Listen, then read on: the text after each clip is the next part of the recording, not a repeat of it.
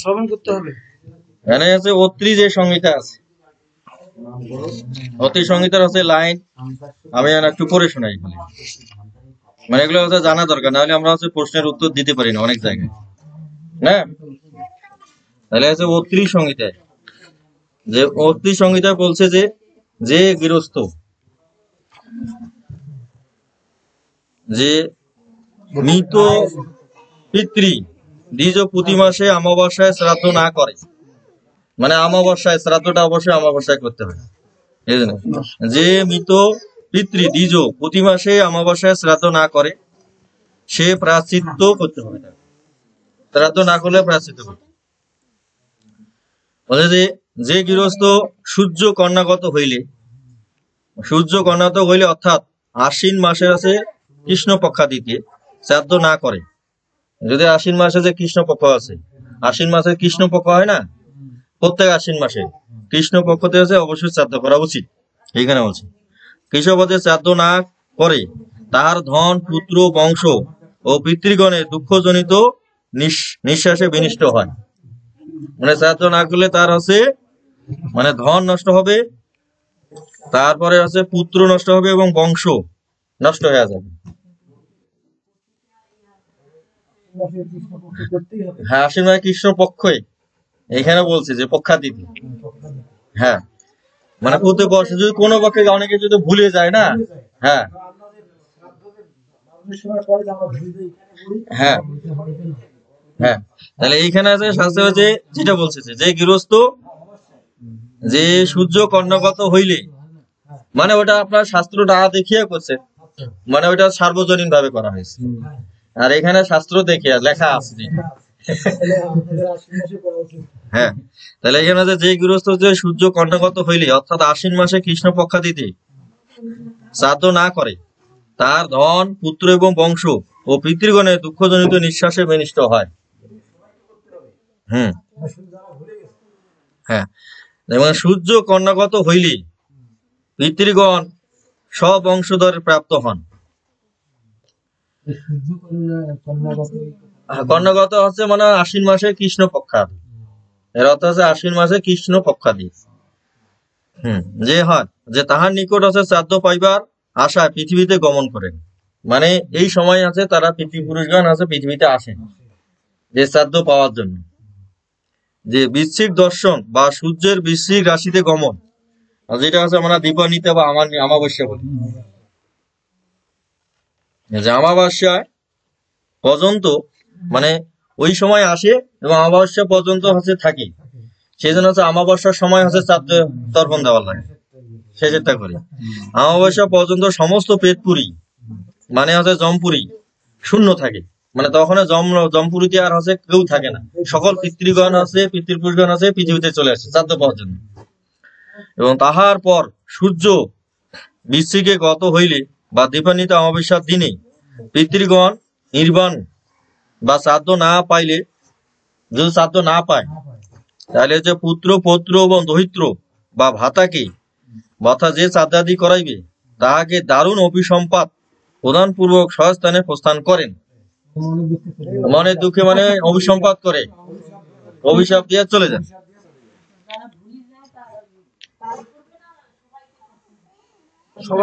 সবাই কি ওই বছরের মধ্যে যদি ওই অমাবস্যা পর্যন্ত যদি সে দেয় তাহলে কোনো সমস্যা নাই, ঠিক আছে। আর যদি না দেয়, বছরের মধ্যে যদি একবারও না দেয় তাহলে অভিসম্পাদ করবে। মনে হচ্ছে ওই আশ্বিন মাসে যে কৃষ্ণ পক্ষ যে আছে ওইখান থেকে সে আইসা ওইখানে শুরু করিয়া একবারে অমাবস্যা পর্যন্ত থাকে, অবস্থান করে পৃথিবীতে অবস্থান করে।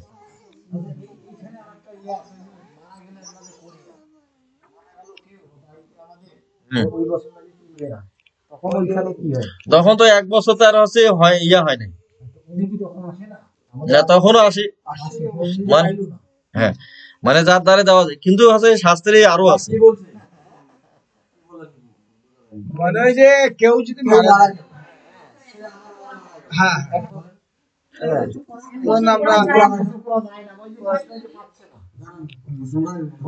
এক বছরের মধ্যে দেখেন ওইখানে তো এক বছর পূর্ণ হচ্ছে না, কারণ আছে যখন আছে আপনি আছে 13 দিন বা 12 দিন বা 12 দিন যে হয়েছে ওই সময় তো আপনি তখন আছে ওই পিতৃদের উদ্দেশ্যে আপনি তো একটা তর্পণ করেন, শ্রাদ্ধ করেন কিনা, পিণ্ডদান করেন কিনা, তাইলে ওখানে উনি পাচ্ছে কিনা, ফির মাসে মাসে যে একটা করেন ওখানেও পাচ্ছি, তাইলে আছে কোন সমাসে যে করছেন তাও যে একটা পাচ্ছি, তাইলে কিন্তু বিরতি থাকেছে না।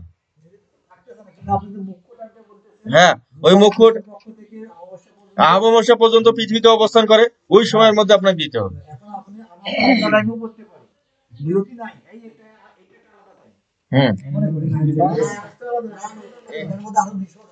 হ্যাঁ, প্রত্যেকটা মানুষের করতে হবে। এখানে বেঁধে আছে। এইটার মধ্যে কালক্রম ভেদ আছে। আপনি যেটা বলছেন যে এক বছরের মধ্যে যেটা মাসিক যেটা শ্রাদ্ধ আছে সেটা প্রতি তৃতীয়তে করা হয়। যদি কোনো এর মধ্যে কোনো বিঘ্ন ঘটে, ধরো আজকে তো বাবা একটা সাংগঠনিক শ্রাদ্ধ হলো, কোনো কারণে আজকে তারিখটা মিক্স হয়ে গেল, তাহলে তো কোনো কোটি দিতে যাবে, শ্রাদ্ধগুলি করতে হবে, শ্রাদ্ধের মাপ নাই, উনি কিন্তু করতে হবে। তখন এটা একটা তিথি, তার জন্য আলাদা একাদশী, কৃষ্ণপক্ষ একাদশী নক্ষত্রের অমাবস্যাতে শ্রাদ্ধ বাধ্যতামূলক করতে হবে।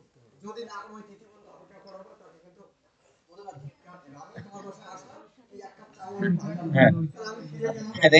ঠিক আছে। তাহলে এই যে মনে করেন যে পিতৃমাতৃ কর্ম আমাদের কেন, তাহলে তিনটা শাস্ত্রে থাকি আমি হচ্ছে আপনাদের বললাম। তাহলে আমাদের বংশ রক্ষা করার জন্য হইল মানে শ্রাদ্ধাদি এগুলো কর্মকাণ্ড করা উচিত, না হলে হচ্ছে একটু হচ্ছে অঞ্জলি দেওয়া উচিত, না হলে একটু তর্পণ করা উচিত। দেখবেন যে এখন মানুষ প্রতিদিন আমাদের স্নান করতে যায়, আমরা নদীতে হোক হ্যাঁ আর পুকুরে ধারে বা টিউবওয়েলে হোক, যেখানে জল সেখানে তর্পণ করলে, সেখানে গঙ্গাকে আহ্বান করলে ওখানে যদি গঙ্গা পাওয়া যায়। আমরা অনেক সময় প্রশ্ন করি গাড়িতে টিউবওয়েল দেওয়া হয়, কিন্তু টিউবওয়েল দেওয়া একটা পাত্র তো যেখানে আহ্বান গঙ্গাকে করা হয় সেখানে কিন্তু গঙ্গা আসতে বাধ্য হয়। ওই গঙ্গাকে আহ্বান করিয়া যেটা দেওয়া হয় ওইখানেই কিন্তু গঙ্গার আহ্বানে ওখানে তর্পণ করা দেওয়া হয়। ঠিক আছে, প্রত্যেক বলে কিন্তু নদী ওঠে না। নদীতে সারা দেশ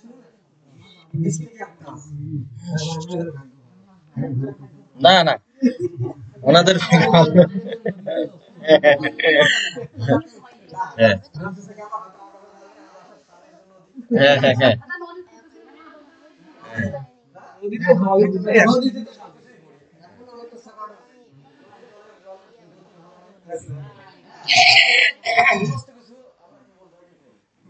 আর তর্পণ হয় সেদিন তো ওটা স্নানের মতো সকল অনেক ক্ষত্রিয় লোক সেখানে আসে, ব্রাহ্মণ এই যে যখন মহারাজ দেখবেন আমাদের মহারাজ দিলেন অন্তত না হলে কিন্তু মহারাজ দিন বিশেষ করে যাই হোক পিতৃকর্ম কিন্তু 12টা মাসে পিতৃকর্ম থাকে, 12টা মাসেই থাকে।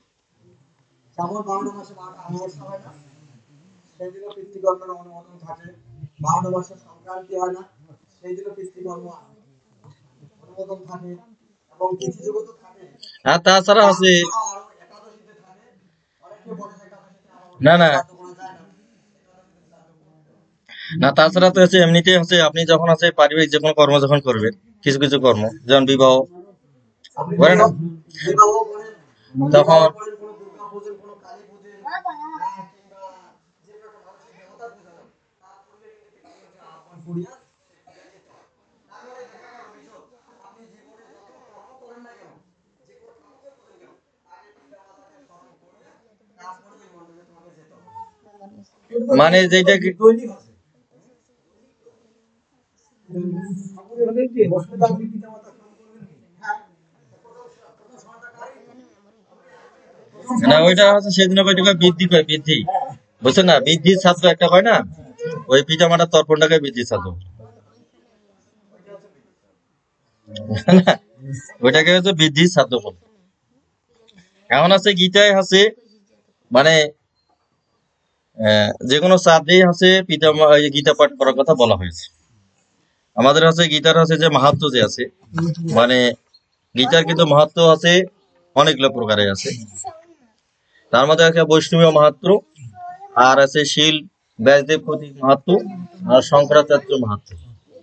মানে শঙ্করাচার্যর একটা মাহাত্ম্য আছে, আর আছে ব্যাসদেবের মাহাত্ম্য রয়েছে, আর আছে বৈষ্ণব সারতন্ত্র অনুযায়ী মাহাত্ম্য রয়েছে। আর বৈষ্ণব সারতন্ত্র যে মাহাত্ম্যটা আছে সেটা হচ্ছে মৎস্য পুরাণ থেকে নেওয়া হয়েছে। মৎস্য পুরাণ আছে না, মানে মৎস্য পুরাণ থেকে ওই মাহাত্ম্যটা নেওয়া হয়েছে। তাহলে এইখানে আছে যেটা আছে যে মাহাত্ম্য আছে যে বলে যে পিতৃন উদ্দেশ্যে ইয় ছাত্রী গীতা পাঠম করতে হি সন্তুষ্ট পিতরস্য নিয়াদয়ান্তি স্বর্গতি। যে পিতৃগণের উদ্দেশ্যে যে ব্যক্তি শ্রাদ্ধে গীতা পাঠ করেন তার পিতৃগণ সন্তুষ্ট হন এবং নরক থেকে স্বর্গে গমন করেন। তাহলে আছে শ্রাদ্ধে অবশ্যই গীতা পাঠ করতে হবে। তাহলে বলছে যে গীতা পুস্তক দান অঞ্চল ধেনু পুজো সমন্বিত তীর্থাসা তদ্দিনের সম্ভব কৃতার্থ যাইতে জন্ম।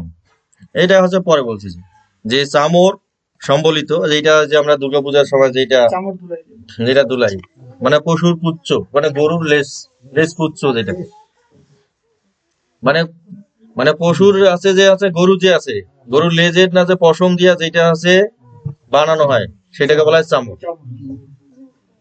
যে চামর সমন্বিত গীতা দান করলে সেই দিনই মানুষের সম্যক কৃতার্থ লাভ করেন।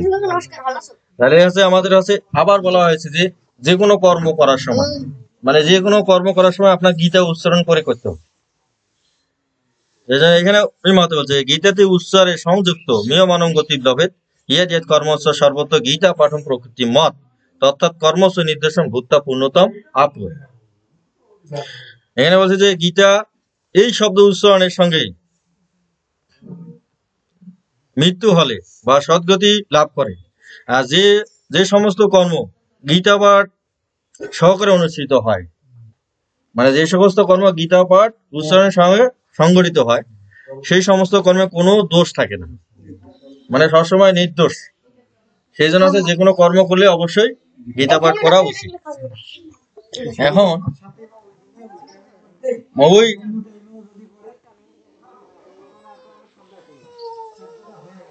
কিন্তু বলছে যে মানে নিয়ম করছে গীতার কার্যক্রম করিবা তারপরে ওই কাজ করা, মানে গীতা উচ্চারণ করিয়া মানে গীতা অনুষ্ঠান করি তারপরে ওই কাজ করা, কিন্তু আমরা উল্টো ভাবে করি। হ্যাঁ, তবে গীতার উচ্চারণটা আমরা আগে করছি। হ্যাঁ, মানে ওনারা ওইদিকে শুরু করার আগে কিন্তু আমরা এখানে শুরু করছি। ঠিক আছে, আমাদের কর্ম আমার ঠিক আছে, মানে গীতাটা আগে উচ্চারণ করে গীতার কার্যক্রম করি তারপরে হচ্ছে অন্য কার্যক্রম করতে হবে। তাহলে ওইখানে কোনো ভুল ভ্রান্তি দোষ ত্রুটি কিছু থাকবে না।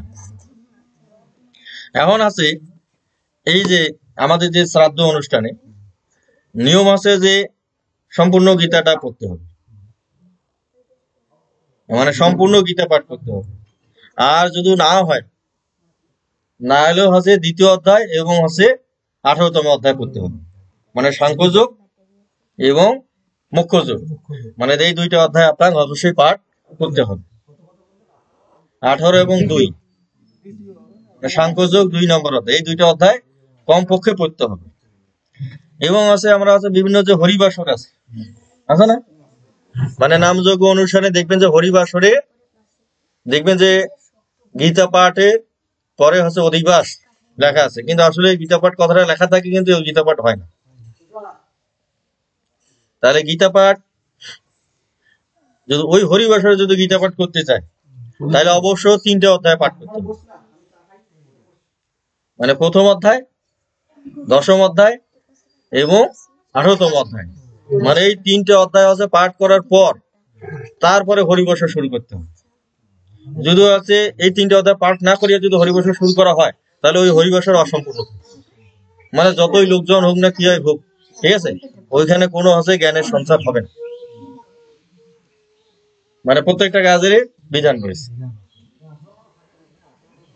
হ্যাঁ, 18টা মুখ্য।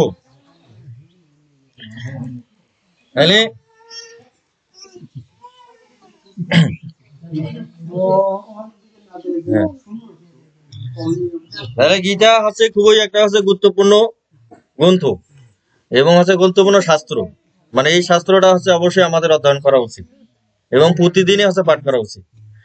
এখন আমরা অনেকে বলি হচ্ছে যে শাস্ত্র বিধি কথা বলে না, যে গীতার একটা হচ্ছে শ্লোক আছে সবসময় মানুষ পাঠ করে, বিভিন্ন জায়গায়, মানে যারা হচ্ছে পণ্ডিত ব্যক্তি আছেন, পণ্ডিতরা সবসময় উচ্চারণ করেন। গীতার আছে দৈবশিক সম্পদ বিভাগ যোগ, মানে 16তম যে অধ্যায়ের আছে, 16 অধ্যায়, এইখানে আছে 24 নম্বর যে শ্লোকটা রয়েছে, বলে আছে তস্মা শাস্ত্রম প্রমাণতে কার্য ব্যবস্থিতি জ্ঞাতা শাস্ত্রম বিধান উত্তম কর্ম করতেম ইয়া অবশ্যই। হ্যাঁ, যে আপনি হচ্ছে কি কর্ম করবেন না করবেন শাস্ত্রই তার প্রমাণ।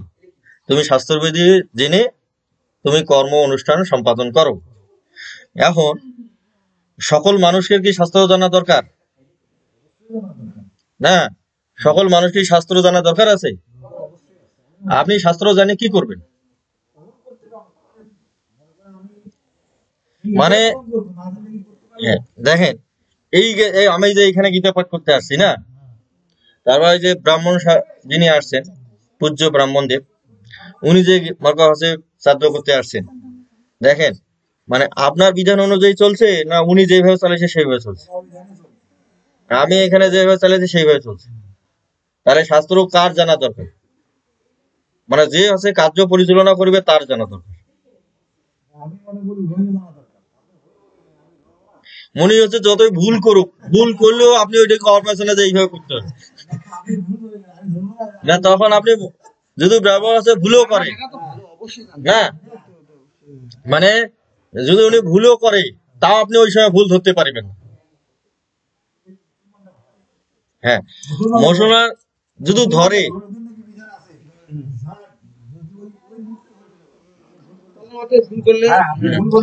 মানে ভুলটা অবশ্যই ভুল বলে ধরে ফেলে। না, ভুল অবশ্যই কিসে ধরতে হবে, মানে কার্য মানে সাথে সাথেই ধরতে হবে।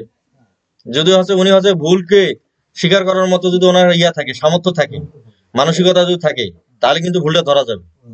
আর যদি হচ্ছে ওনার যদি ভুলটা স্বীকার করার বা গ্রহণ করার মতো মানসিকতা না থাকে, তাহলে ওই সময় ধরা যাবে না, কারণ উনি ওই সময় আপনাকে অভিশাপ দিয়ে দিতে পারে।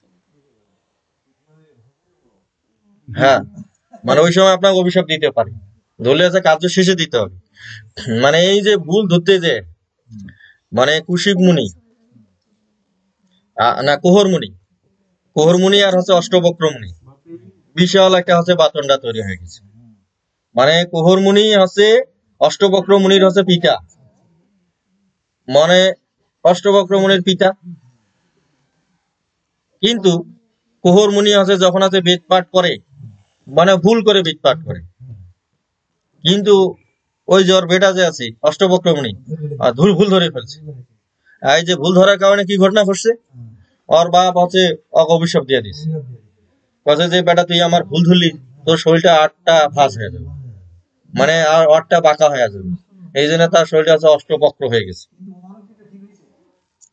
এই যে হ্যাঁ, কিন্তু ঠিক এখন দেখা যাচ্ছে যে উনি যে অভিশাপটা যে দিয়েছেন, কিন্তু ওনার অভিশাপটা লাগছে তো, মানে ওর শরীরটা তো সাথে সাথে 8টা ভাঁজ হয়ে গেছে তো। তাহলে ওই যে ওই সময় যতই হোক উনি তো ভুল আর আছে ভালো মন্দ বিচার করবে না, যে অভিশাপ দিব ওই সময় করবে কি? না, উচিত তো ছিল না। হ্যাঁ হ্যাঁ, না সেই জন্যে হ্যাঁ হ্যাঁ, তাহলে সেই জন্য ওই সময় না, সেই জন্য ওই সময় আছে কখনো আছে ভুল ধরা যাবে না। হ্যাঁ, ওই আবেগে অন্য প্রতিক্রিয়া তৈরি হইতে পারে, মানে অন্য প্রতিক্রিয়া তৈরি হইতে যেতে পারে। মানে সেই জন্য হচ্ছে এখানে থেকে একটা শিক্ষা, মানে যিনি হচ্ছে অধ্যাপনার সাথে থাকেন, মানে সেই জন্য চর্চা করা উচিত। মানে সেই জন্য শাস্ত্র বলছে যে যিনি হচ্ছে অধ্যাপনার ভিতরে থাকেন, মানে চর্চার ভিতরে থাকেন, তার কোনো পাপ নেই। কারণ হচ্ছে ওই কোহর মুনি উনি তো হচ্ছে অধ্যাপনার ভিতরে ছিল, মানে ওই সময় উনি হচ্ছে ভুল উচ্চারণ করেছেন ঠিকই, কিন্তু পরবর্তী যখন উনি অধ্যাপন তখন তো ঠিক করে নেবেন, বুঝতে পেরেছেন? তাহলে পরবর্তীতে ঠিক করে নেন, সেই জন্য তার অভিশাপটা কিন্তু লেগেছিল। যদি উনি হচ্ছে পুণ্য অর্জন না করতো তাহলে তার অভিশাপ লাগতো না, বুঝতে পেরেছেন? এই জন্য হচ্ছে দেখেন এইখান থেকে একটা কঠিন একটা শিক্ষাটা এই, যদি দেখেন আছে এইখানে দেখেন যিনি হচ্ছে বলেন, দেখেন যিনি হচ্ছে বলেন তার কোনো কিন্তু পাপ নাই, আর যে শোনে তার পাপ সবচেয়ে বেশি। মানে ভুল শোনা বেশি পাপ, মানে ভুল শোনা বেশি পাপ, ভুল বলাতে বেশি পাপ নাই। আর এটার একটা মহৎ গুরুত্ব আছে এইরকম। সবার শোনা যাবে না আবার। হ্যাঁ হ্যাঁ, এই দেখেন আছে ছোট বাচ্চা, দেখেন আছে, দেখেন মানে ছোট বাচ্চা যখন আছে মনে হচ্ছে ভালোভাবে কথা বলতে পারে না, তাহলে হচ্ছে যখন হয় হচ্ছে কি বলতে চায় না যায়, অত কিন্তু বাম্মা বুঝে নিতে হয়। যদি না বুঝি নেন তাহলে কিন্তু পাপ হয়ে যাবে। এই পাপ হবে না। সেজন্য আছে স্কুলে যখন আছে বাচ্চারা যখন আছে মাস্টাররা যখন পড়ায় না, তাহলে তখন হচ্ছে স্কুলের বাচ্চাগুলা হচ্ছে মানে কি মনোভাব, মানে কি বলতে চাচ্ছে, মানে তাকে হচ্ছে মানে অর্ধ যদি বলে এবং অস্পষ্ট যদি বলে তাও মাস্টারকে বুঝতে হয়। যদি মাস্টার বুঝতে না পারে বা শিক্ষক বুঝতে না পারে তাহলে মাস্টারের পাপ হয়ে যায়। তাহলে যে ওরা হচ্ছে ভুল বলতেছে কিন্তু তাদের পাপ নাই, ইনি যে বুঝতে পারতেছে না এইটাতে তার পাপ। তাহলে সেই জন্য হচ্ছে যিনি হচ্ছে শ্রবণকারী হবেন তাকে বেশি জ্ঞানী হইতে হবে। পাঠকারী চেয়ে শ্রবণকারী সবচেয়ে বেশি জ্ঞানী হইতে হবে, বুঝতে পারেন না? মানে শ্রবণকারীকে অবশ্যই বেশি শুনতে হবে। সেই জন্য হচ্ছে আমাদের যখন ভাগবত আলোচনা হয়েছিল, ভাগবতম যখন আলোচনা হয়েছিল তখন হচ্ছে যখন ওই ঋষি 60,000 যে ঋষি ছিল, 60,000 ঋষিরা তো ওরা সিদ্ধ হয়েছিল, ছিল কিনা? ছিল না? তাহলে 60,000 ঋষিরা বয়স্ক ছিল কিনা? আর সুমুনি উনি অল্প বয়স্ক ছিল, মাত্র ওনার বয়স ছিল মাত্র 16 বছর। যিনি আছে শ্রবণ করাইছেন মাত্র তার বয়স হচ্ছে 16 বছর, আর যারা শুনছেন তাদের বয়স ছিল হাজার হাজার বছর। মানে ওইখানে 60,000 যে ঋষি ছিল। তাহলে এই যে এই জায়গায় দেখেন এই অষ্টবক্র মুনির কথা যে বললাম, এনার তখন বয়স ছিল মাত্র 12 বছর, মাত্র 12 বছর। দেখবেন আছে যে নবীন লোকের যতগুলো আমরা শাস্ত্র গ্রন্থ পেয়েছি পৃথিবীতে, সব শাস্ত্র আছে নবীন লোকের হাত দিয়ে আসছে। মানে নবীন লোক, কোনো বয়স্ক লোকের দ্বারা কিন্তু এগুলো শাস্ত্রগুলো পাওয়া যায়নি। যেমন সুমুনি, ওনার বয়স মাত্র 16 বছর। তারপরে আছে ওই যে নৈমিষারণ্যে যখন হচ্ছে সহস্র বছর ব্যাপী আছে কলিযুগে যখন হচ্ছে যজ্ঞের আয়োজন করা হয়েছিল, তখন ওইখানে যিনি হচ্ছে আলোচনা করেছিলেন, আমরা যেখানে উগ্র সভা মুনি বলি, মানে সৌতি বলি বা লোমহর্ষণের পুত্র বলি, মানে লোমহর্ষণ মুনির পুত্র রোমহর্ষণ, আর রোমহর্ষণকে বলা হয় উগ্র সভা মুনি। ওনারও বয়স কিন্তু তখন ছিল কম ছিল, উনি হচ্ছে সকল শাস্ত্র আলোচনা করেছিলেন। তারা হচ্ছে দেখবেন এই যে বিভিন্ন রাষ্ট্র পরিচালনা করার সময় আমরা বয়স্ক লোক হচ্ছে নির্বাচন করি না? করি না? কারণ বয়স্ক লোক এই জন্য নির্বাচন করা হয়, বয়স্ক লোক হচ্ছে অন্যের সহযোগিতা ছাড়া চলতে পারবে, হ্যাঁ, মানে অন্যের সহযোগিতা ছাড়া সে চলতে পারবে না। তাহলে অন্যের সহযোগিতা ছাড়া যখন চলতে পারবে না তখন তার উপর দেওয়ানিগিরি করা যায়, মানে তার উপর দেওয়ানিগিরি করা যায়। আর যে ব্যক্তি আছে অন্যের সহযোগিতা ছাড়া চলতে পারবে তার উপর আর দেওয়ানিগিরি করা যায় না, মানে ওইখানে আছে ইনকামের সুযোগ থাকে না। কি মানে বয়স্ক লোক আছে নিজে চলির পাবে না, এখন ও অন্যের পরামর্শে চলবে, তাকে যে পরামর্শ দিয়ে যে চালানো হবে অন্য লোকের কাছে তার ইনকামের সুযোগ একটা থাকে, মানে ফিল্ডে একটা দেওয়ানিগিরি থাকে। সেই জন্য হচ্ছে যত বয়স্ক লোক আছে বয়স্ক লোকদের নির্বাচন করা হয়। যেন আমেরিকার প্রেসিডেন্ট ডোনাল্ড ট্রাম্প করোনায় আক্রান্ত, বয়সে ঘরে ক্লান্ত, তাও ওকে প্রেসিডেন্ট বানানো হয়েছে।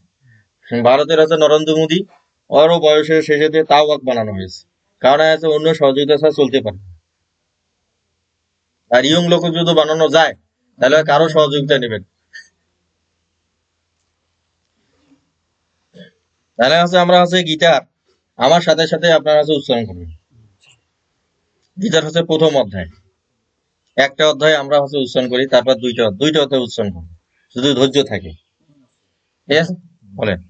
ধর্মক্ষেত্রে কুরুক্ষেত্রে সমাবেতা উদুৎসব মামেকা পাণ্ডবস্যৈব কিম অকুর্বত সঞ্জয় তিষ্ঠাতু পাণ্ডবানিকম বুরম যুধধনস্তদা আচার্যম উপসঙ্গম্য রাজা বচনম অব্রবীত পশ্যতান পাণ্ড্রপুত্রাণাম আচার্যম মহতিম চমুম বুরম দ্রুপদপুত্র তব শিষ্যেন ধীমতা অতঃসুরা মহেশ্বসা ভীমার্জুন সমা রুথি যুধধন বিরাটস্য দ্রুপদস্য মহারথা দৃষ্টকেতু সেকিতান কাশীরাজস্য বীর্যবান পুরঞ্জিত কুন্তিভোজস্য শৈবস্য নরপঙ্গু যুধা মনুষ্য বিক্রায়ন্ত উত্তমোজজ বীর্যবান সৌভদ্র দ্বৈপায়স্য সর্বৈব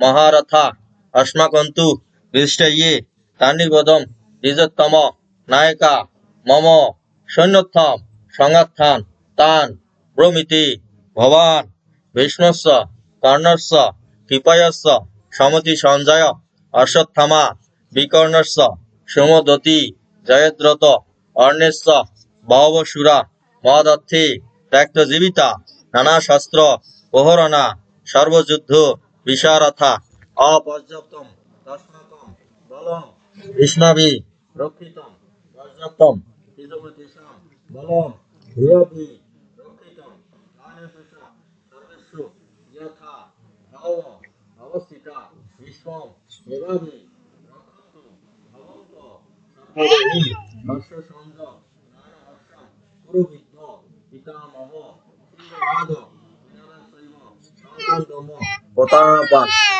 তত সংখ্যান নিজস্ব অনুমন গোমুখা সশৈব অনন্ত সশব্দ তুম্র অবয়ে তত শক্তি হরি যুক্তি মহতি সনন্দে বিস্তৃত মাধব মান্ডব শৈব দিব্য শঙ্খ পদামতু পঞ্চজন্য ঋষিকেশম দেবদত্তম ধনঞ্জয় পণ্ডুধর্মী মহাশঙ্খম ভীমকর্মা বিপোধর অনন্ত বিজয় রাজা কুন্তির পুত্র যুধিষ্ঠি নকুল সহদেবস্য সুগর্ষ মণি পুষ্পিকি কাশ্যস্য পরমেশ্বর শিখণ্ডিস্য মহারথ বিষ্ণুদম্য বিরাটস্য সার্থকীচ্ছ অপরাজিতা বিপদ দ্বৈপায়স্য সর্বস্ব পৃথিবী পদে সর্বদস্য মহাবাহ সংখ্যানম পিঠ পিঠ সর্বস্ব আতরাস্তান হৃদয়ানি মেধারায়ে নবস্য পৃথিবী শৈব অনুনভ অনুনামাদয় অবস্থিতা ধৃতরাষ্ট্রস্য কপিত্থ পবিত্রে শাস্ত্র সম্পাদে অনুত্তম পাণ্ডব ঋষিকেশম সদাবর্ষম বিদমাহ মহীপথে সেনারয় উভয় মধ্যে অথ স্থাপিত মে অস্তিত্ব ইয়াত্ততা নিরীক্ষয়ং যুদ্ধকামা বস্তিতান কৈমেয় স যুদ্ধভম রশ্মি মন সমুদ্র দুঃসামান্য প্রেক্ষয়ং ইয়াত্ত সমাগত আত রাষ্ট্রস্য দুর্বুদ্ধি যুদ্ধে বুদ্ধি প্রিয় চিকিৎসক মুক্ত ঋষিকেশ গুণাকেশন ভারত সেনারয় উভয় মধ্যে স্থাপিত অথ উত্তমম ভীষ্ম দ্রোণ হিংসত সর্বেষাং মহিক্ষিতা উহাস্তত্ত্ব পশ্যেতান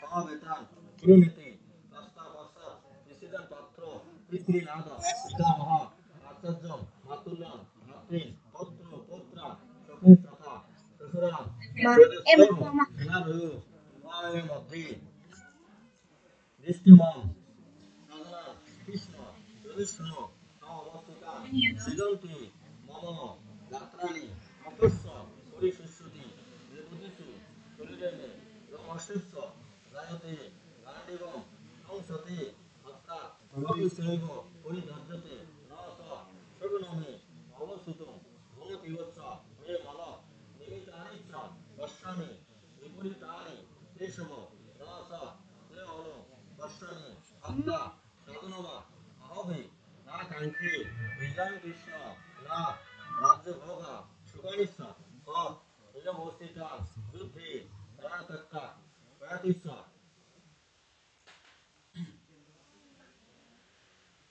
নাথ সগুণমে অবস্থিতং ভবতিবৎস মে মানে নিমিতানি চ পশ্যামি অদ্বৈতানি কেশব আচা বিনালো পশ্যামি আত্মা সাধুনমা আহবে আকাঙ্ক্ষী বিজয়ং কৃষ্ণ না আজভোগা সকলেচ্ছা আদিমেবস্যান দুঃখে আয়াথাক্কা ধরণীচ্ছা আচার্য পিতৃ উত্থান সহিংস পিতামহ মাতুল্লা শ্বশুরা শালা সভাব্যসদা আতরন্তু ইচ্ছামি গণত অতি মধুসূদন কপি তিলক রাজস্ব কাপিদিশা নানার্দ অপস্ময় অপস্মা মত্ততন আত তারেন তস্মন মায়া ভয়ং হন্তুম আতরাশ্বাস স বান্ধব সাধনং হি কথম হন্তা সুখী সাব মাধব যদ্রাপতি ন পশ্যমি লোভ অভ হিত চেতস কুলক্ষয় গীতম দোষম মিত্র দুহ স পরাতকম কথম না নিয়মাভি পতন্নভি বর্তিতুম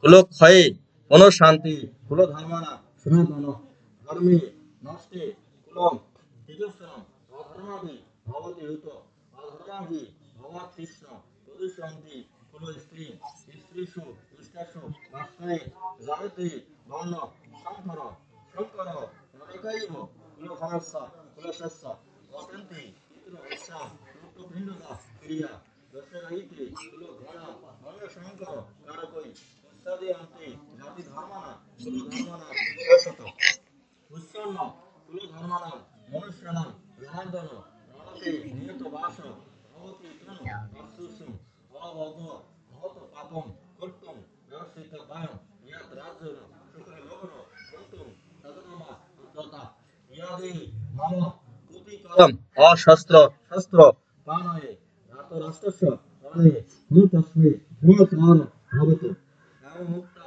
অর্জুন সংখ্যে অথ উপস্থ উপবিশে বিশিদ্ধ শাস্ত্রম চাপম শোক সংবিঘ্ন মানস। এটা হচ্ছে গীতার প্রথম অধ্যায়। অর্জুন বিষাদ যোগ সমাপ্ত। কামিনী কুমার রায়ের সাংবর্ষিক শ্রাদ্ধ উপলক্ষে দিব্যধাম প্রাপ্তি লক্ষ্যে শ্রীকৃষ্ণ পিতার্থে বিয়ে নিয়ম। এটা হচ্ছে প্রথম অধ্যায়। মানে প্রথম অধ্যায়ে মানে আমাদের মহাভারতে কোন কোন যোদ্ধা রয়েছে, মানে কারা কারা যুদ্ধ করতেছে সবার এখানে বর্ণনা এবং নাম দেওয়া আছে। ঠিক আছে, তাহলে এইখানে মজার আছে একটা হচ্ছে গুরুত্বপূর্ণ আছে শ্লোক রয়েছে, আমাদের যে ধর্মের অধর্মে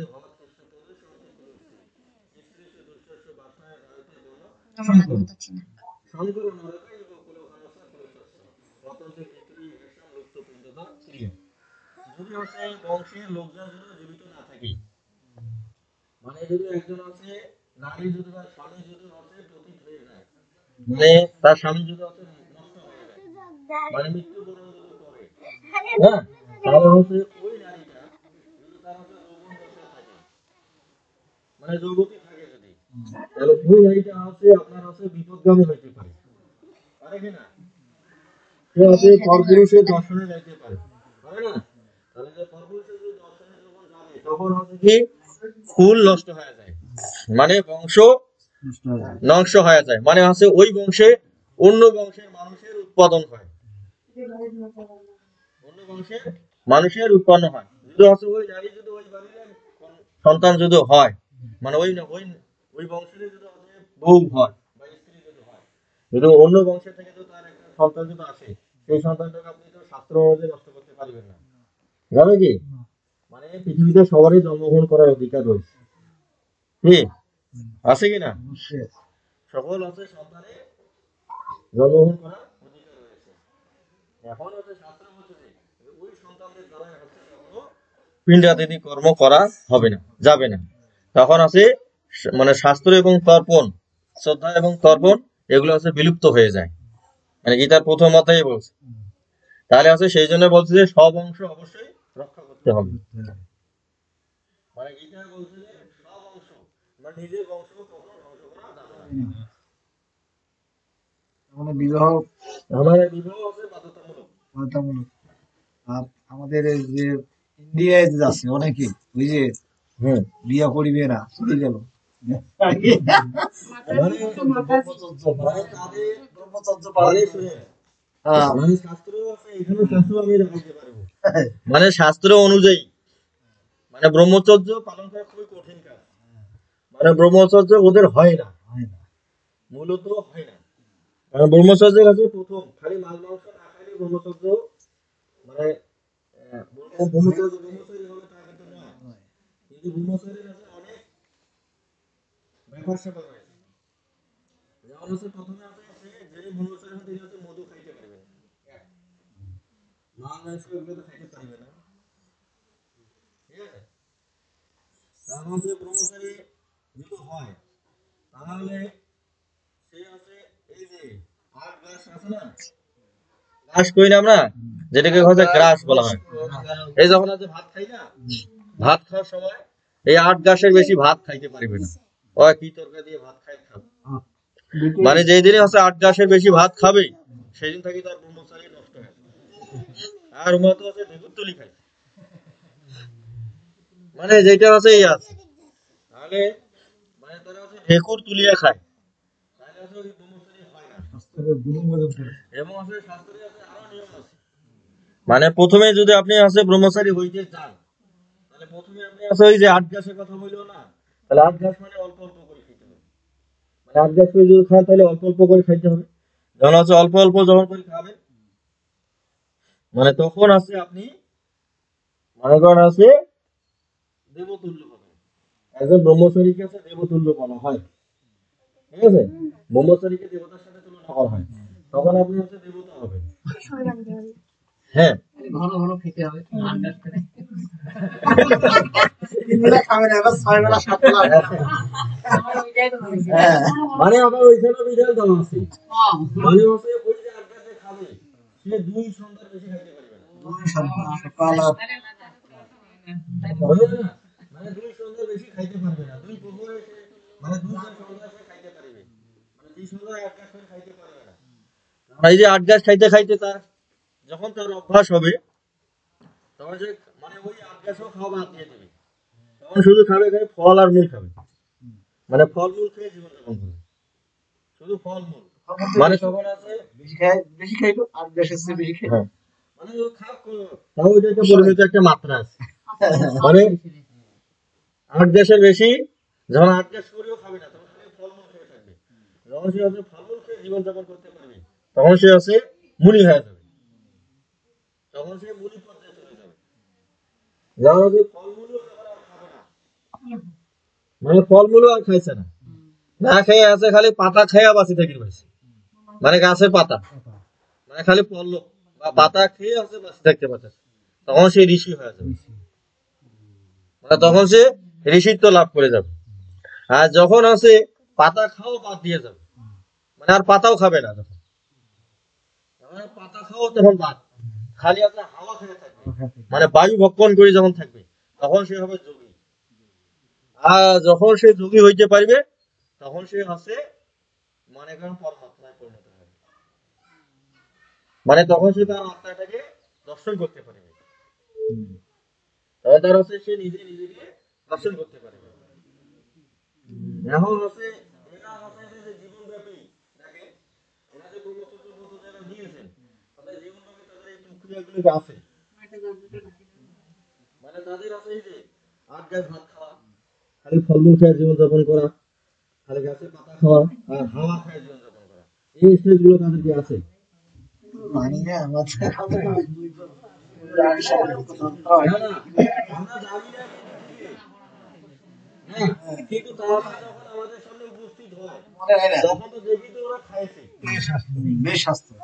আপনারা দেখতেছেন না খাচ্ছে না, মানে খাওয়াটা ভালো করে করতেছে না, তাহলে দেখা যায় তাদের হচ্ছে ছানা টানা মানে ওই ব্রহ্মচর্য যত আছে মিঠা, যখন হচ্ছে ওই পর্যায়ে যখন যাইতে পারবে, মানে তখন ঠিক আছে। এখন এখন ওই যে আমরা হচ্ছে যেটা দেখেছি, মনে করেন আছে হিমালয় পর্বতের অনেকগুলো সাধুকে দেখতে পাওয়া যায়, যারা কোনো কিছু জিনিসকে খায় না, বস্ত্র পরশ করে, মানে তাদের দ্বারা এটা সম্ভব হয়। হ্যাঁ, কোনো কিছু জিনিসই খায় না।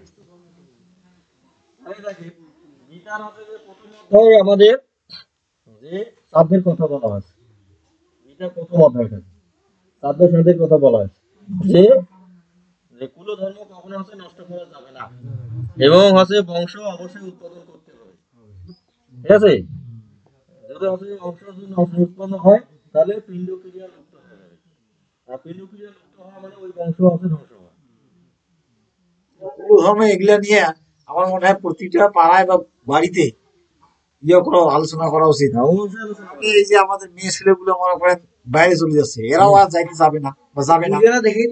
তোমরা এই বিষয়গুলা এখন একটা মেয়ে শুনলো, মনে করো যে খেয়ে আসবে, খেয়ে আলা শুনলে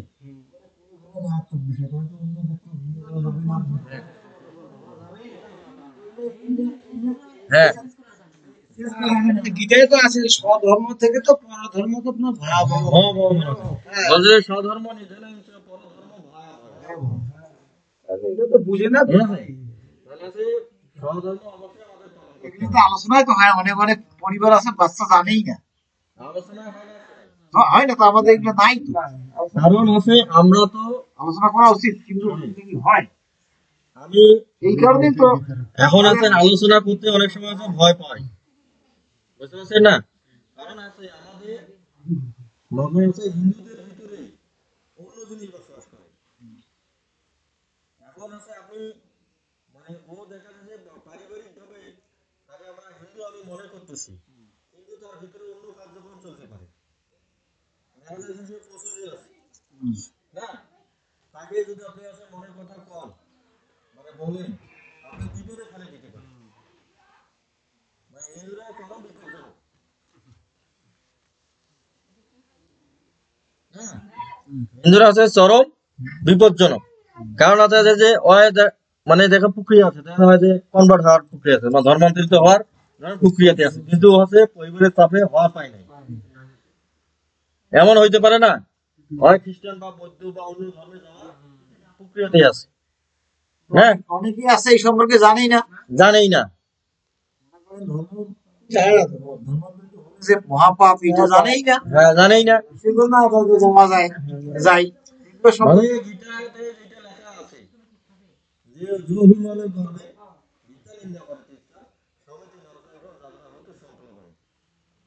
মানে যে আছে যদি হিন্দু ধর্ম সে ত্যাগ করে না, মানে ত্যাগ করলে সে আছে গীতাকে নিন্দা করলো কিনা, গীতাকে নিন্দা করলো কিনা, মানে গীতার হচ্ছে আদর্শ সে মানলো না। তাহলে কি হইলো? এই গীতার শ্লোকে বলছে যে যে অভিমানের গর্বে গীতা নিন্দা করে তিস্তা সমিতি নরকের যাওয়া হতে সংকল্প করে।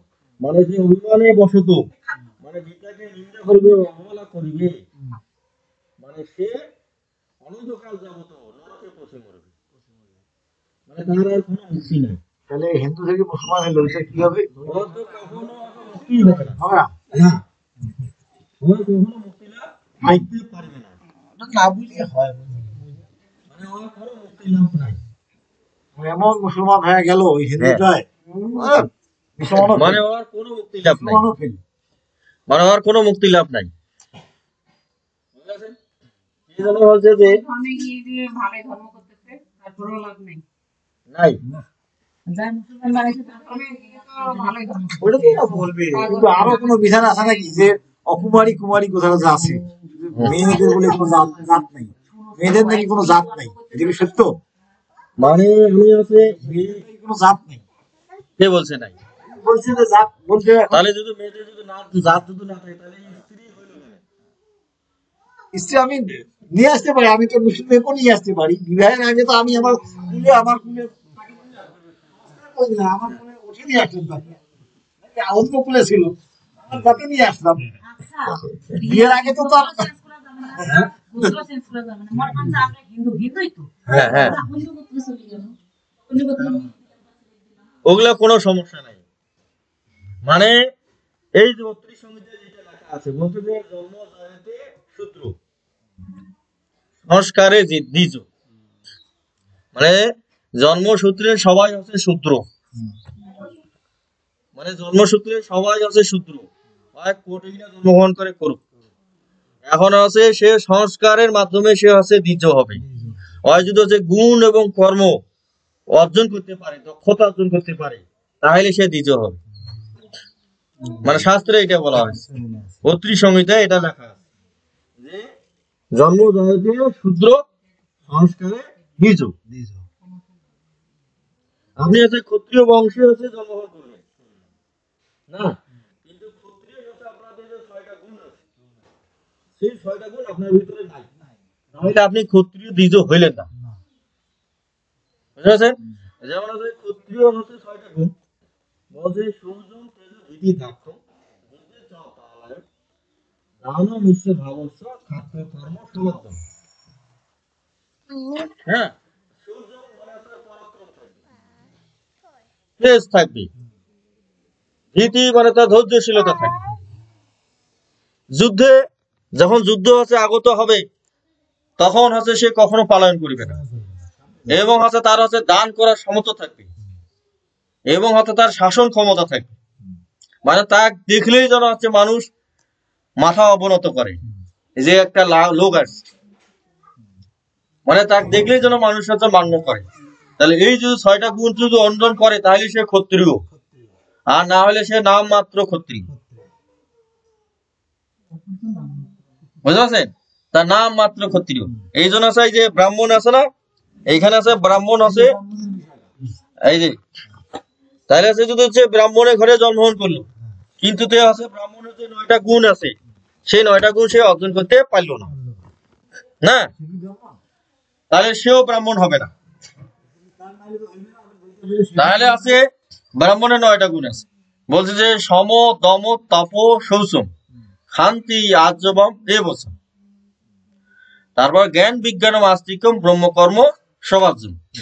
তাহলে সম মানে তার অন্তরঙ্গ সাধন থাকতে হবে, দম তার আছে বৈরঙ্গ সাধন থেকে, সে বাইরের থেকেও আছে সাধু, ভিতর থেকেও সাধু, মানে সদ্গুণ তার আছে, বাইরেও সদ্গুণ আছে, ভিতরেও সদ্গুণ আছে।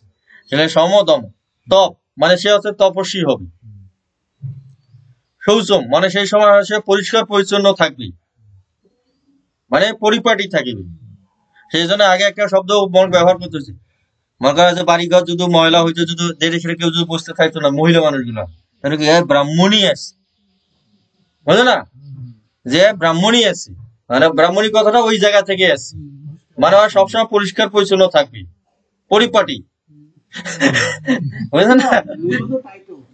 বাড়িতে সবসময় পরিষ্কার থাকে, হ্যাঁ, পরিষ্কার পরিচ্ছন্ন থাকতে হবে, সেজন্য শৌচম। ঠিক আছে, সমদম তপ শৌচম।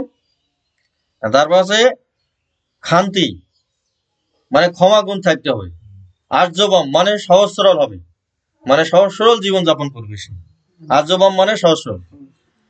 তারপর আছে জ্ঞান মানে জ্ঞানী হবে, এবং আছে বিজ্ঞানী হবে।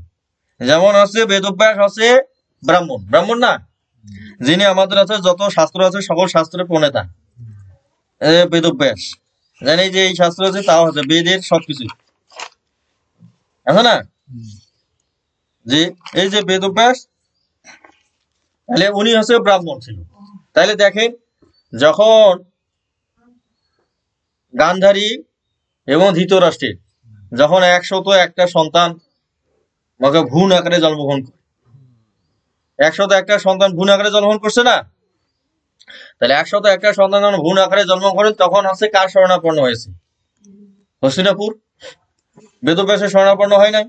তখন বেদব্যাস কি করলো, যে প্রত্যেকটা ভ্রূণক আলাদা আলাদা করে ছিল, একটা করে আছে আলাদা আলাদা আছে পাত্রে রাখলো, কলসি, যেটা আছে ক্ষিতিগর্ভ নাম দেওয়া আছে, রাখলো।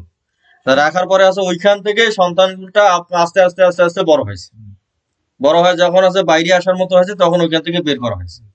তাহলে বর্তমানে আমাদের অনেক সহজ ছোট জন্মগ্রহণ করে না, ওজন কম হয়, অল্প না ওজন হয় না, দেখা যাচ্ছে 2 কেজি কম হয়েছে বা 2.5 কেজি কম হয়েছে, হয় নাই? তখন ওটাকে বলছে যে এনআইসিউ ঢুকতে চাইছে, হয় না, যে 6টা আছে একটা আছে ঘরে ঢুকতেছে, এনআইসিউ হয়, যে নিউনেটাল ইনসেন্টিভ কেয়ার ইউনিট বলা হয়, এনআইসিউ। তাহলে এনআইসিউ থাকি আছে কত 6টা বেকাইলে আর থাকিবে না, বাস ওইখানে চলে 1.5 মাস, ওখানে 1.5 মাস থাকার পর যখন দেখা যাচ্ছে যে বাইরে বের করানো যাচ্ছে না, তখন বের করানো হয়। তাহলে যখন ওই যে বেদব্যাস ওই কাণ্ড করছে, ওই 101টা যে সওয়া ছিল, যখন আছে ওইখান থেকে বেখানো যাবে তখন বেকাইছে। তাহলে ওই এনআইসিউটা হচ্ছে তখন এসে আবিষ্কার করছে, বেদব্যাস আবিষ্কার করে থিয়ে দিছে। তাহলে হচ্ছে সেই জন্য হয়েছে ব্রাহ্মণ, কি? তাহলে বেদব্যাস ব্রাহ্মণ, তাহলে হচ্ছে জ্ঞানী ছিল এবং বিজ্ঞানী ছিল। উনি বিজ্ঞানী না হলে এই কাজটা করতে পারতো? তাহলে আমাদের এখন কয়টা ব্রাহ্মণের বিজ্ঞানের জ্ঞান আছে? আছে? তাহলে বিজ্ঞানের জ্ঞান থাকতে হবে, তার হচ্ছে চিকিৎসা বিজ্ঞান সম্পর্কে অবশ্যই ধারণা থাকতে হবে, জ্যোতিষ বিজ্ঞান সম্পর্কে ধারণা থাকতে, যত বিদ্যা আছে, বুঝতে পারছে? তাহলে সে যে এই যে 9টা গুণ তার হচ্ছে ব্রাহ্মণ হইলে থাকতে হবে। তারা এই যে দেখেন যদি 9টা গুণ হচ্ছে ব্রাহ্মণ হয়, তাহলে এখানে আছে ব্রাহ্মণের হচ্ছে 10 ধরনের ব্রাহ্মণের কথা এখানে বলছে, মানে সকল ব্রাহ্মণের দ্বারা পূজা ফির হবে না। এই দেখেন ব্রাহ্মণ গুলোর নাম শুনেন, যে ব্রাহ্মণ আছে 10 ধরনের, যে দেব ব্রাহ্মণ, তারপর আছে মুনি ব্রাহ্মণ, তারপর আছে দ্বিজ ব্রাহ্মণ, ক্ষত্রিয় ব্রাহ্মণ, বৈশ্য ব্রাহ্মণ, শূদ্র ব্রাহ্মণ, নিষাদ ব্রাহ্মণ, পশু ব্রাহ্মণ, ম্লেচ্ছ ব্রাহ্মণ, চণ্ডাল ব্রাহ্মণ।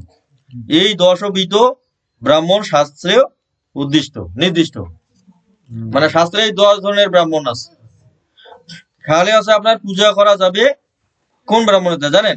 দেব ব্রাহ্মণ, মুনি ব্রাহ্মণ আর দ্বিজ ব্রাহ্মণ, মানে এই 3 প্রকার ব্রাহ্মণের দ্বারা আপনার কার্য হবে। আর বাদ বাকি যে ব্রাহ্মণ গুলো আছে, যে ক্ষত্রিয়, বৈশ্য, শূদ্র, নিষাদ, পশু, ম্লেচ্ছ, চণ্ডাল, এদের দ্বারা আপনার পূজা হবে না, হইলে হচ্ছে আপনার অপরাধ হয়ে যাবে।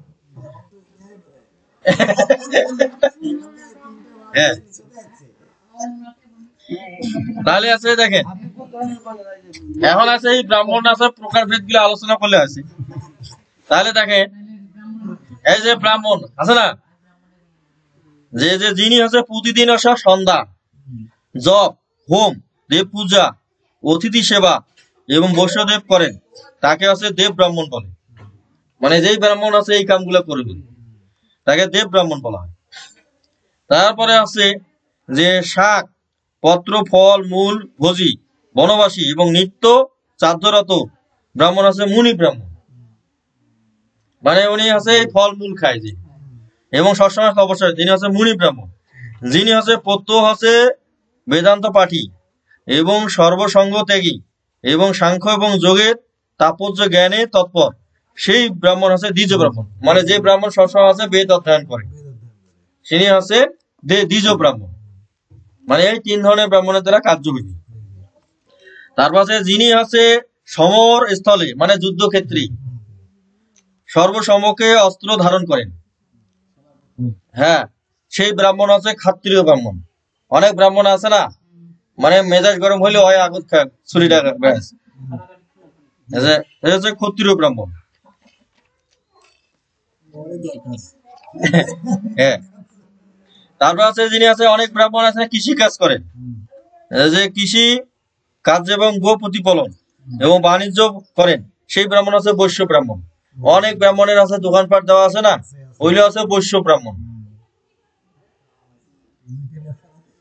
হ্যাঁ, তারপরে আছে যে ব্রাহ্মণ আছে লাক্ষ, মানে আছে মাছ আছে না, লাক্ষ, লবণ, কুসুম্ব, দুধ, ঘিত, মধু এবং মাংস বিক্রয় করে।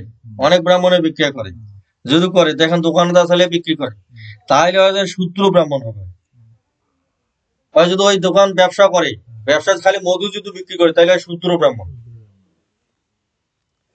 তারপরে আছে অনেক ব্রাহ্মণ আছে না চুরি করে, মানে চোর এবং তস্কর এবং সূচক এবং দংশক, এবং সর্বদা আছে মৎস্য এবং মাংসলোভী ব্রাহ্মণ, তাই হচ্ছে নিষাদ ব্রাহ্মণ। মাছ মাংস দিলে খাইবে, তাই হচ্ছে নিষাদ ব্রাহ্মণ, মানে চুরি করে যদি, তাই নিষাদ ব্রাহ্মণ। যে ব্রাহ্মণ আছে বেদ এবং পরম তত্ত্ব কিছুই জানেন না, অথচ হচ্ছে যোগ্য উপবিত বলে, মানে পৈতার বলে, অতিশয় গর্ব প্রকাশ করেন, সেই হচ্ছে পশু ব্রাহ্মণ, তাকে বলা হয়। যে ব্রাহ্মণ ভাবে হচ্ছে আমাদের পৈতা আছে, আমাদের 9টা গুণ আছে, তাহলে হয় পশু ব্রাহ্মণ। এখনকার যত ব্রাহ্মণ সব পশু ব্রাহ্মণ।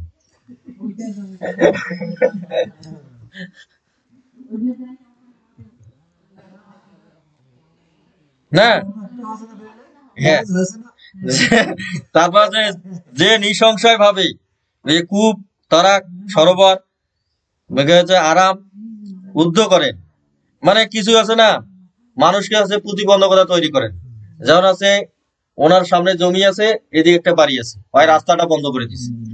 তাহলে এইরকম যদি ব্রাহ্মণ হয়, যদি কারো রাস্তাঘাট বন্ধ করে দেয়, তাই হচ্ছে মিলেশ্বর ব্রাহ্মণ।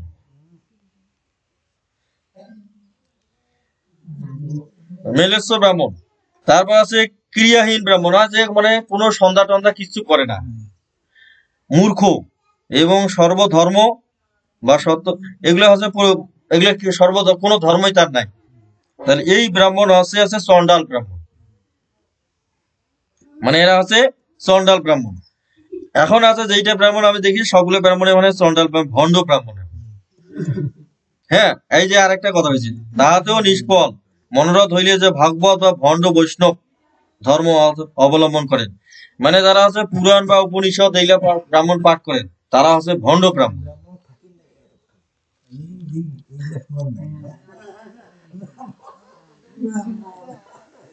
না, ও এগুলা সবই জানি, ঠিক আছে।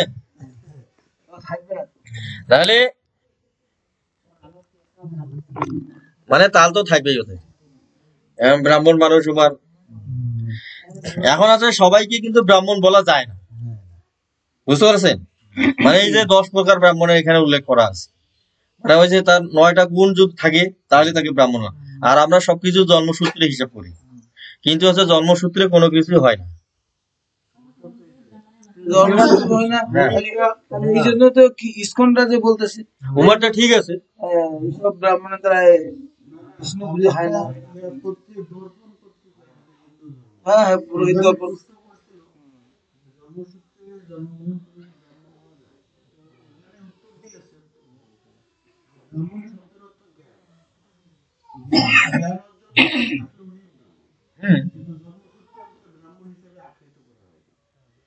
ব্রাহ্মণ মানে হচ্ছে যিনি হচ্ছে ব্রহ্মকে জেনেছেন। ওই যে যেটা দাদা হচ্ছে জ্ঞানের কথা যেটা বললো। আর ব্রহ্ম কি জিনিস, এখন ব্রহ্মটার ব্যাখ্যা আছে আমাদের হচ্ছে শিব সংহিতা আছে। শিব সংহিতার আছে প্রথম পটলে আছে, পটল মানে অধ্যায়, প্রথম পটলে প্রথম মন্ত্রে দেওয়া আছে।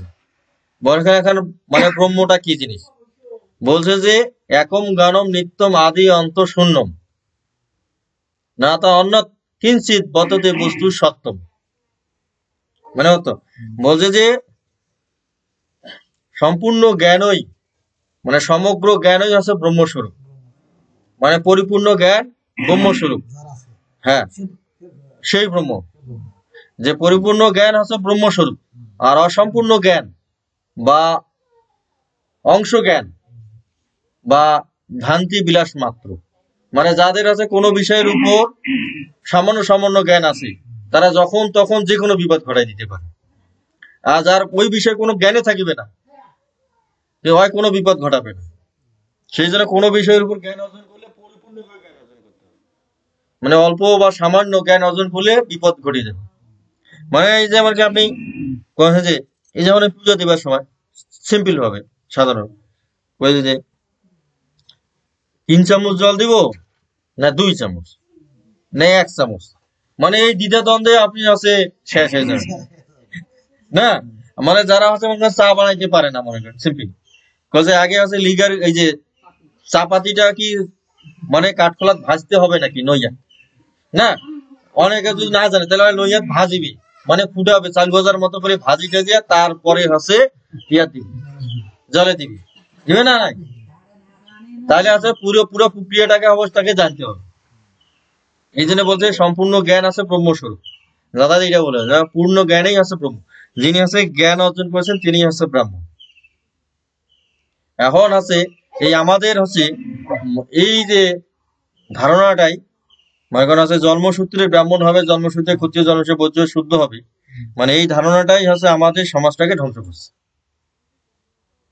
বুঝতে পেরেছেন? মানে সমাজটাকে আমাদের ধ্বংস করছে। যদি আমরা হচ্ছে এই ধারণার থাকি যে যখন বের হয়ে যাইতে পারিব তখনই আমাদের হচ্ছে সমাজের হচ্ছে উন্নতি হবে। আর এই ধারণাটাই হচ্ছে কি আমাদের হচ্ছে বিভেদ সৃষ্টি করতেছে, মানে আমাদের ইউনিটি নষ্ট করতেছে। হুম, হ্যাঁ,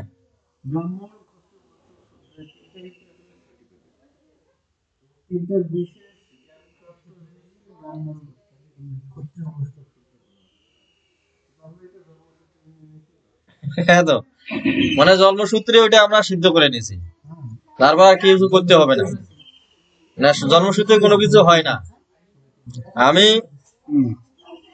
যা দেখেছি, মানে শাস্ত্র পড়িয়া যেটা দেখেছি, যেমন গীতা তো যেটা বলছে যে চতুর্থ অধ্যায় বলছে যে চাতুর্বর্ণ মায়া সিস্টেম গুণ কর্ম বিভাগ তস্য রবিমাম ভিত্তি অকত্র মমবায়ু, যে আমি হচ্ছে 4টা বর্ণের স্রষ্টা। এখন এখানে বর্ণ মানে হচ্ছে যে প্রত্যেক মানুষ তার হচ্ছে দক্ষতা অনুযায়ী যে কর্ম নির্বাচন করবে, সেটাকে বলা হচ্ছে বর্ণ। মানে তার দক্ষতা অনুযায়ী সে কর্ম নির্বাচন করবে, সেটা হচ্ছে বর্ণ। আর এই বর্ণ মানে আমরা হচ্ছে ওইটাতে ফেলছি, মানে চতুর্বর্ণ মায়া সিস্টেম গুণ ও কর্ম বিভাগ, যে 4টা বর্ণ আমি হচ্ছে গুণ ও কর্ম অনুযায়ী সৃষ্টি করেছি। এই 4টা বর্ণের আমি স্রষ্টা হলেও আমি কিন্তু অকর্তা, যে আমি কিছুই করি নাই। না, মানে ভগবান আছে কর্তৃত্বাভিমান ত্যাগ করছেন, যে আমি সবকিছু, মানে অহংকার ত্যাগ করছে, মানে ভগবান নিজেই অহংকার ত্যাগ করছে। কি তাহলে উনি তো বলতে পারতেন যে আমি সবকিছু সৃষ্টি করছি, বলতে পারতো না? তাহলে বলছে যে আমি সবকিছু সৃষ্টি করছি, তারপরও হ্যাঁ হ্যাঁ তাহলে গীতার আছে যে দ্বিতীয় যে শ্লোক আছে, দ্বিতীয় একটা শ্লোক, আমার 22 নম্বর শ্লোকে উচ্চারণ করি সবাই। বলেন, সবাই বলেন, বলেন বাসাংশি জিন্নানি যথা বিহায় নবানি ভিন্নাতি নরপানি তথা শরীরানি বিহায় জিন্নানি অন্নাতি সংজাতি নবানি দেহি। আমরা সবাই এখন বুঝলাম।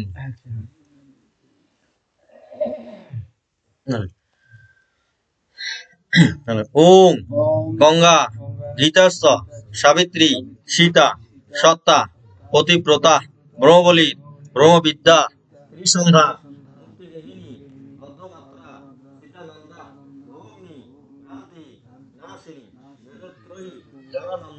তথাত্ম জ্ঞান মঞ্জুরি। জয় গীতা, জয় গীতা, জয় গীতা।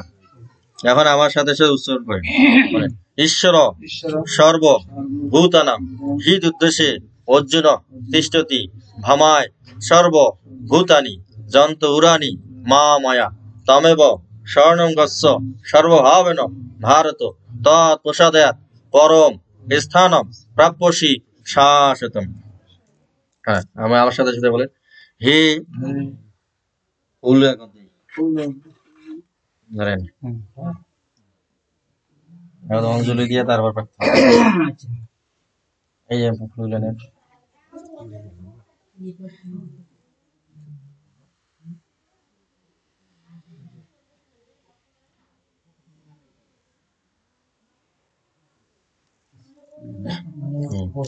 আমাদের হিন্দু ধর্মটা সেদিনই রক্ষা পাবে যেদিন আমাদের সকল সন্তানরা মানে গীতাটা হচ্ছে মুখস্থ করিবে এবং কণ্ঠস্থ করিবে, সেই দিন সে হচ্ছে হিন্দু ধর্ম রক্ষা পাবে এবং সেদিন থেকে হিন্দু ধর্মটা প্রচার হবে। এবং হচ্ছে সেদিন থেকেই হচ্ছে যখন সে হচ্ছে গীতার সাহায্যে অন্য লোককে প্রভাবিত করতে পারবে, তখনই ধর্ম রক্ষা হবে এবং পৃথিবীর যে কোনো রাষ্ট্রে গেলেই সে টিকে থাকতে পারবে। এবং হচ্ছে এই মুহূর্তে যদি সে ভারতও পালিয়ে যায়, হয়তো গীতা চর্চা না করে হয় ওইখানেও একদিন বিলীন হয়ে যাবে। যেমন স্বামী বিবেকানন্দ আমেরিকার মতো দেশে যে মানে ওর জ্ঞান ও দক্ষতার দ্বারা ও আছে ওইখানকার লোককে হচ্ছে প্রভাবিত করেছে এবং হচ্ছে আমেরিকার লোক হচ্ছে ধর্মান্তরিত করতে পেরেছে। ভগ্নী নিবেদিত হচ্ছে প্রথম ধর্মান্তরিত হয়েছে কিনা, কি প্রথম ধর্ম গ্রহণ করছে কিনা? হিন্দু ধর্ম প্রথম ধর্ম গ্রহণ করছে উনি ধর্ম গ্রহণ করতে পারছে, তার আগে কিন্তু কেউ করে নাই। তার স্বামী বিবেকানন্দকে সেই জন্য সবাই অনুসরণ। হ্যাঁ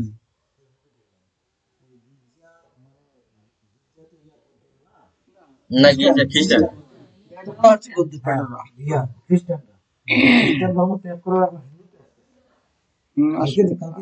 হ্যাঁ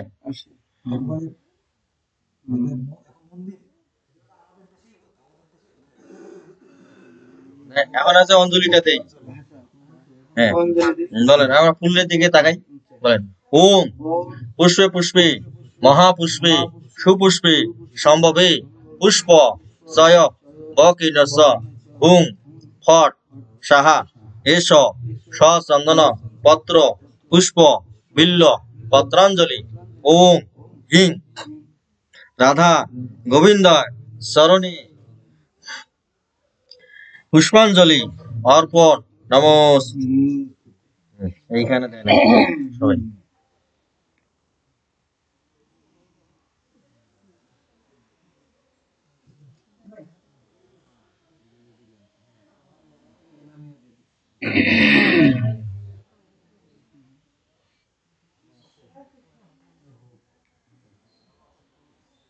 আরো কারো আছে দেন।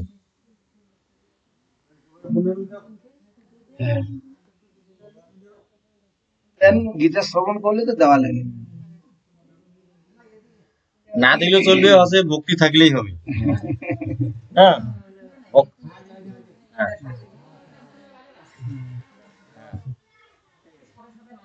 মনে করেন আপনার ভিতরে যদি আছে গীতার আলোড়নটা তৈরি হয়, এইটা সবচেয়ে বড় প্রাপ্য। হ্যাঁ আলোচনা করতে আসে। তো আমাদের এই পরিবেশটা নাই, বাচ্চারা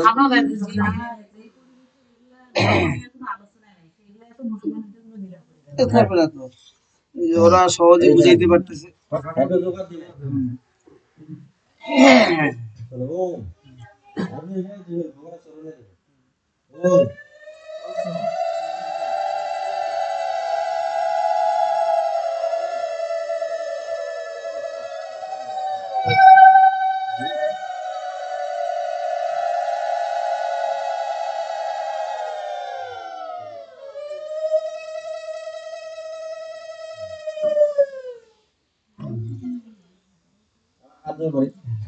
হে শঙ্খ চক্র গদা গদাধারী নারায়ণ বাসুদেব শ্রীকৃষ্ণ, তুমি অনন্ত কোটি বিশ্ব ব্রহ্মাণ্ডের মালিক, ত্রিলোকের পালনকর্তা, আত্মারত্তা, ঈশ্বরেশ্বর পরমেশ্বর, এই বিষয়ে আমার বিন্দু মাত্র সন্দেহ নেই প্রভু।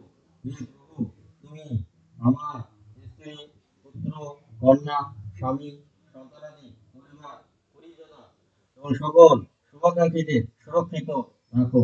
তাদের স্মৃতি, মেধা, রীতি, ঐশ্বর্য, ধন, মান, বংশ, সম্পদ সবকিছু বৃদ্ধি করে দাও প্রভু। হে প্রভু, সারা বিশ্বে সকল মানুষ যেন সনাতন ধর্মে দীক্ষিত হয়, সনাতন ধর্মকে গ্রহণ করে, সেই মতি, বুদ্ধি, শক্তি, সমর্থ, বল প্রদান করো। আমরা আজকে স্বর্গীয় শ্রী শ্রী কামিনী কুমার রায়ের মৃত্যু সংবার্ষিক উপলক্ষে উপস্থিত হয়েছি। হে প্রভু, তিনি যেন তোমার চরণ কমলে, তোমার দিব্য ধানে যেন হাতে স্থান পায় এবং তাকে তুমি তোমার দিব্য ধানে স্থান করে দাও প্রভু। এই জন্য আমরা সকল ভক্তবৃন্দ তোমার নিকট প্রার্থনা করছি। দিব্যান লক্ষণেশ্বর গচ্ছতু, দিব্যান লক্ষণেশ্বর গচ্ছতু। হে ভগবান, আমরা আমাদেরও যে পিতৃপুরুষগণ ইহলোক ত্যাগ করে পরলোকে গমন করেছেন, তারা যেন সবাই তোমার দিব্য ধামে প্রবেশ করতে পারে, আমরা তার জন্য তোমার নিকট করজোড়ে প্রার্থনা করছি। ওম সর্বে ভবন্তু সুখিনঃ, সর্বে সন্তু নিরাময়াঃ, সর্বে ভদ্রাণি পশ্যন্তু মা কশ্চিৎ দুঃখ ভাগো ভবেৎ। ওম শান্তি, ওম শান্তি, ওম শান্তি। ওম লোক শান্তি, আন্তরিক শান্তি, পৃথিবী শান্তি, আপর শান্তি, ঔষধ শান্তি, বনস্পতি শান্তি, ঈশ্বরের শান্তি, ব্রহ্মা শান্তি, সর্বম শান্তি এব শান্তি। ওম শান্তি, ওম শান্তি। একবার আছে নামটা দিয়ে দিলাম, দেন না নাম দিয়ে তার সবাই হাজার হাজার করেন। ওম জয় শ্রীকৃষ্ণ চৈতন্য প্রভু নিত্যানন্দ শ্রী অদ্বৈত গদাধর শ্রীবাসাদি গৌর ভক্ত বৃন্দ। হরে কৃষ্ণ কৃষ্ণ কৃষ্ণ হরে হরে, হরে রাম রাম রাম হরে হরে। জয় গীতা, জয় গীতা। সবাই একটু মাথায়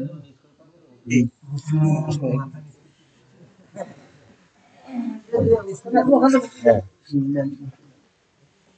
হুম।